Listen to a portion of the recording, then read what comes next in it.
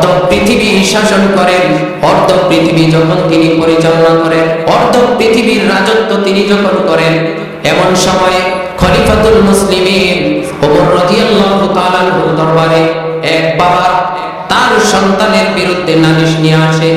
বাবা তার সন্তানের বিরুদ্ধে নালিশ দিয়ে বলে, হে আমিরুল মুমিনিন, আমার সন্তান আমার কথা শোনে না, আমার হক আদায় করে না, আমাকে খাবার দেয় না, আমাকে কাপড় চোপড় দেয় না, আমার ভরণ পোষণ দেয় না।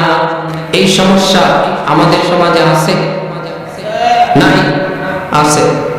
বেশি না কম? খুব বেশি। ওমর রাদিয়াল্লাহু তাআলা আনহু সন্তানকে আদালতের মধ্যে ডাকলেন। আদালতের মধ্যে সন্তানকে ডেকে জিজ্ঞাসা করতেছেন, হে সন্তান, তুমি তোমার বাবার কথা কেন শোনো না? তোমার বাবার হক তুমি কেন আদায় করো না?